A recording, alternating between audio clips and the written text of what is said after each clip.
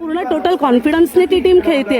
भले ते प्रेशरमध्ये असतील पण तरी पण त्यांच्या खेळण्यात आता सध्या तरी जाणवत नाही. पण मी तुम्हाला काय म्हटलं की मॅच संपता प्रेशर हे येतं खेळाडूला आणि ते जर प्रेशर त्यांनी नाही घेतलं तर नक्कीच ते विजयी होतील. नक्कीच ताई, आपल्याला ऑल इंडिया कबड्डी पाहायला मिळते. हिंदू हृदय सम्राट स्वर्गीय बाळासाहेब ठाकरे यांच्या जनशताब्दी वर्षानिमित्त बंड्या मारुती सेवा मंडळाने आयोजन केलं आणि त्यांचं 75 वर्ष पूर्ण होते बंड्या मारुतीचं. आमच्या बंड्या मारुती सेवा मंडळाबद्दल ताई काय म्हणशील? मी जसं स्टेजवर मगाशी स्पीच दिलं की एक कबड्डीचा वारसा जो आहे तो बंड्या मारुती सेवा मंडळ चालवतोय. इथे डू ऑर डाय रेड चालली आहे पण तरी देखील मी बोलू इच्छिते की ही टॅकल जबरदस्त होती पण बाहेर झाली, जास्त घाई झाली. मी म्हटलं ना, युवा पलटणचे खेळाडू आहेत, युवा आहेत, जोश आहे, काढू शकतात मॅच.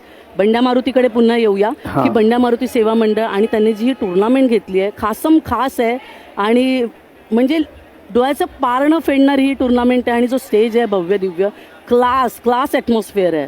येस सर, नक्कीच एवढं मोठं आयोजन केलंय फक्त. आणि पहिली गोष्ट म्हणजे श्रमिक जिमखाना ताई म्हटलं ना तर मी लहान असताना ताई तुला खेळताना बघायचो डॉक्टर शिरोडकर स्पोर्ट्स क्लब कडनं. तू या मैदानात म्हणजे बरेच फायनल जिंकले असणार, त्यात काही शंकाच नाही. कारण की त्यावेळेची टीम माझ्या मते दादरची समता स्पोर्ट्स क्लब अशी टीम होती. त्यांच्यानी तुमचीच फायनल जास्त मला मैदानात पाहायला भेटली आहे.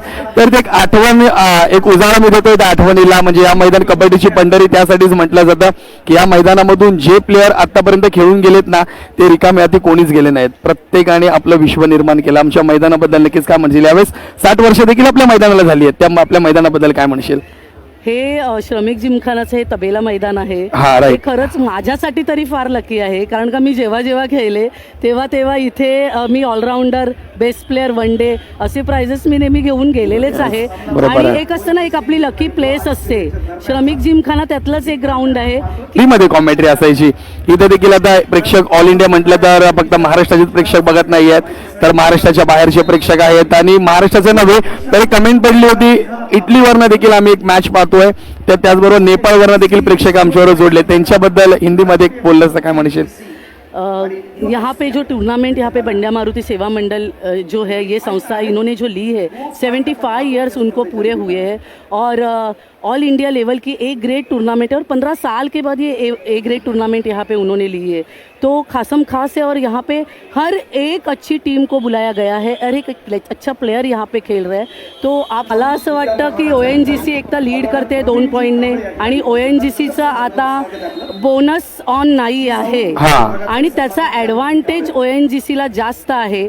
जर युवा पलटणला कमबॅक करायचा असेल तर युवा पलटणला आयदर ऑल आउट तरी करावा लागेल किंवा इथे 5चा डिफेन्स करून त्यांना तिथून बोनस 6चा कव्हर करून बोनस करावं लागेल. काहीतरी प्रॅक्टिस मध्ये त्यांना फेरफार करावी लागेल. येस ताई, बरोबर आहे. कारण की आता सध्या चान्स आहे ONGC कडे की बोनस टाकून आणखीन एक पॉईंट कसा घेता येईल. कारण की आता महत्वाचे काही मिनिटं दिली असतील. सर मिनिटे शेवटचा मिनिट आहे बघा आता काय होणार आहे.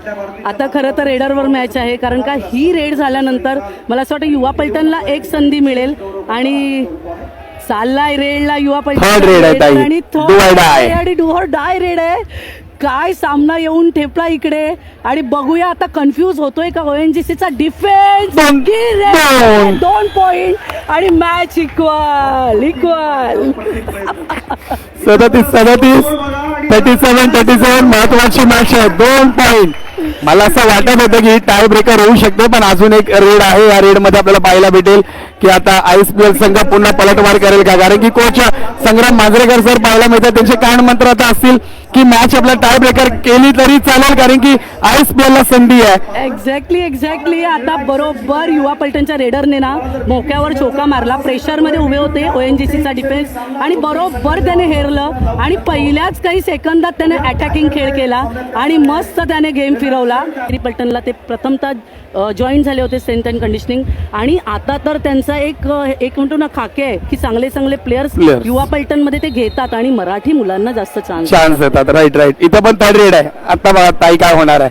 डुआडायची चढाई आहे. आता बोनस तर ऑन झाला. या ठिकाणी चढाईसाठी पाहायला मिळतोय आपल्याला जर्सी क्रमांक 10 मध्ये अंकित राणा बोनस टाकली आहे. बोनस टाकली आहे पण ऑफिशियल्स निर्णय देतील.